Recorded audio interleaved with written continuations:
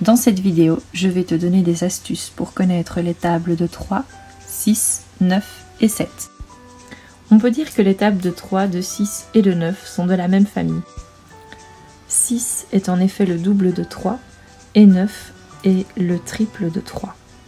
Tous les nombres qui sont dans la table de 6 se retrouvent également dans la table de 3. Et tous les nombres qui sont dans la table de 9 sont présents dans la table de 3. Pour la table de 3, il faut connaître le comptage.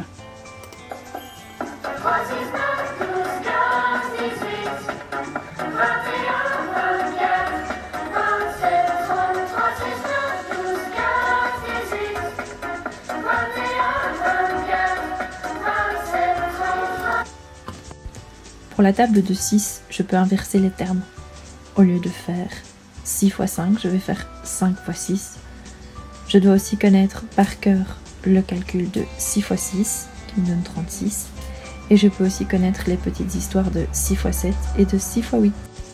Toujours pour la table de 6, je peux m'aider du calcul que je connais bien, 6 x 6 égale 36. Je vais donc trouver 6 x 7 en ajoutant 6 à 36. 36 plus 6 me donne 42. 9, c'est une fois de moins que 10.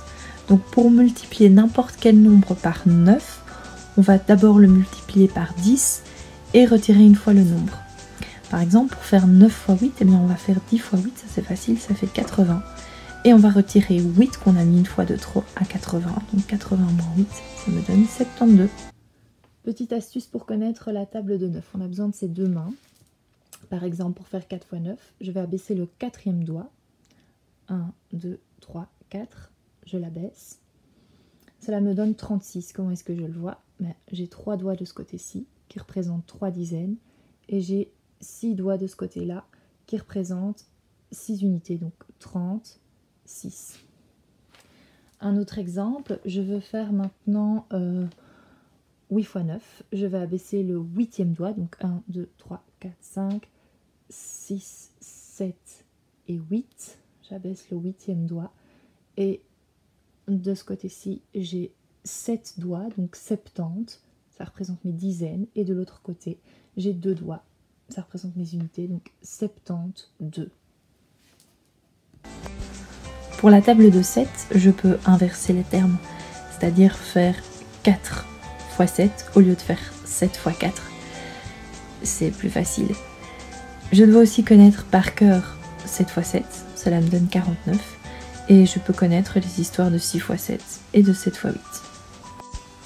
Pour la table de 7, je peux également partir du carré, donc de 7 x 7 qui me donne 49.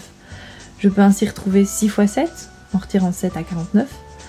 Et je peux aussi trouver facilement 8 x 7 en ajoutant 7 à 49.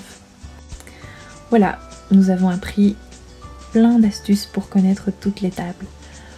Pour les tables de 2 et de 3, c'est facile, je connais le comptage. Pour la table de 4, eh bien c'est le double de la table de 2.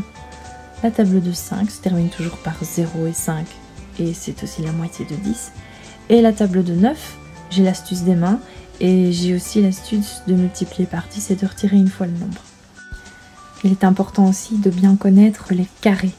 2 x 2, 4, 3 x 3, 9, 4 x 4, 16, 5 x 5, 25, 6 x 6, 36, 7 x 7, 49, 8 x 8, 64, 9 x 9, 81. Bien voilà, si j'applique toutes les techniques apprises et que je connais bien mes carrés, il me reste à peine 3 calculs un peu plus compliqués. 6 x 7, 6 x 8 et 7 x 8.